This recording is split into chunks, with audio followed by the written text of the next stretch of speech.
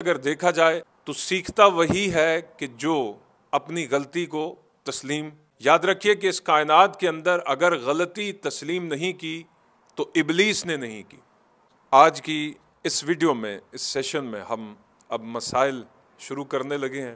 ہفتے میں 3 دن قرآن و حدیث اور 3 دن مسائل. پہلی ابتدا ہم وضو سے کریں گے، اس لیے کہ قرآن مجید کے اندر اللہ رب العزت نے وضو کی فرضیت کا حکم جو دیا ہے بڑی ترتیب کے ساتھ کہ اے ایمان والو، جب تم نماز کا ارادہ کرو تو اپنے چہروں کو دھو، اپنے ہاتھوں کو دھو، اپنی کوہنیوں تک، اور اپنے سروں کا مسح کرو، اور اپنے پاؤں کو ٹخنوں تک دھو. تو اس سے پتہ یہ چلا کہ وضو جو ہے اس کے اندر 4 فرائض ہیں.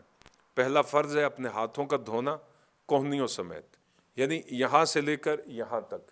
اب کوہنی جو ہے اس میں ایک چیز ذہن کے اندر رکھنی ضروری ہے کہ کچھ لوگ کوہنی دھوتے ہیں کہ یہ جو پچھلا حصہ ہے یہ دھلتا نہیں ہے، بلکہ وہ بے صبری میں یہاں تک دھو کر سمجھتے ہیں وضو ہو گیا، بلکہ یہ جو کوہنی کا پچھلا حصہ ہے نیچے تک یہ پورا کور ہونا چاہیے.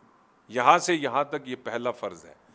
دوسرا فرض جو ہے وضو کے اندر وہ چہرے کا دھونا ہے. چہرے کا دھونا جہاں آپ کے بالوں کی جڑ شروع ہوتی ہے وہاں سے لے کر یہ نیچے جو ہڈی ہے گلے کی ہڈی یہاں تک، پھر دائیں کان کی لو سے لے کر بائیں کان کی لو تک، اس کا دھونا جو ہے وہ فرض ہے.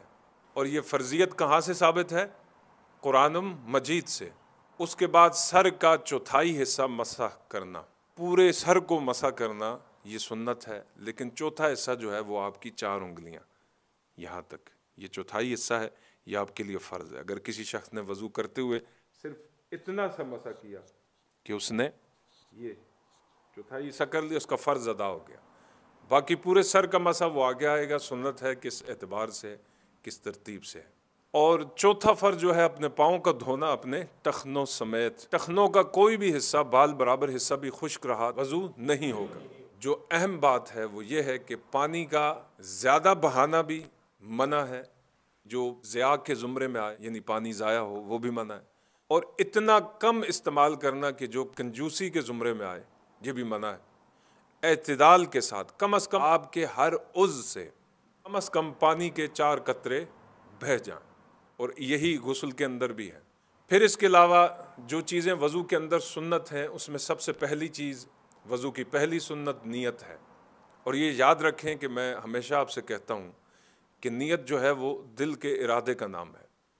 زبان سے نیت کے الفاظ کو دہرا لینا فقہا نے اسے مستحب لکھا ہے، لیکن یہ کوئی فرض واجب نہیں ہے، یہ یاد رکھیے گا.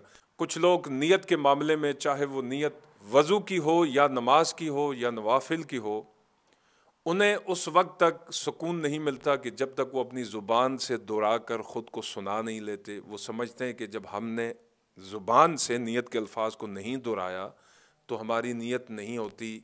یہ طریقہ درست نہیں ہے. میں نے پہلے جو قوانین تھے اس کے اندر میں نے آپ پر یہ واضح کیا تھا، اور میں دوبارہ اس کو ریپیٹ کرتا چلوں کہ جو چیز شریعت نے آپ پر مستحب کی ہو، اگر آپ اس کو اپنے لیے واجب کی کیٹیگری کے اندر لاتے ہیں تو آپ اللہ کی بارگاہ میں مجرم بن جائیں گے. آپ کو جواب دینا پڑے گا کہ ایک چیز جب اللہ کے احکامات اور اس کے قوانین کے مطابق آپ پر مستحب تھی اور آپ نے اس کو واجب بنا لیا اپنے لیے، کس اعتبار سے، تو پھر جواب دینا کیا ہوگا؟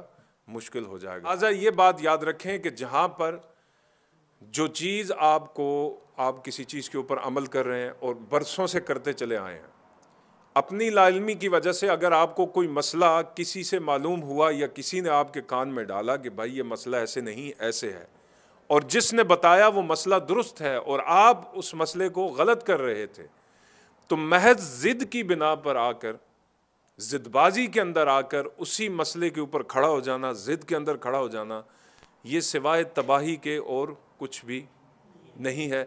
اس سے انسان کو باز رہنا چاہیے. ٹھیک ہے، جو چیزیں آپ سیکھیں، اگر دیکھا جائے تو سیکھتا وہی ہے کہ جو اپنی غلطی کو تسلیم کرنے والا ہو. یاد رکھیے کہ اس کائنات کے اندر اگر غلطی تسلیم نہیں کی تو ابلیس نے نہیں کی. صرف ابلیس نے اپنی غلطی کو تسلیم نہیں کیا. انسان کا معنی یہی ہے، خطا کرنے والا، غلطی کرنے والا. لیکن اللہ فرماتا ہے کہ تم میں سے بہترین غلطی کرنے والے وہ ہیں کہ جو اپنی غلطی کو ماننے والے اور اس پر استغفار کرنے والے ہیں۔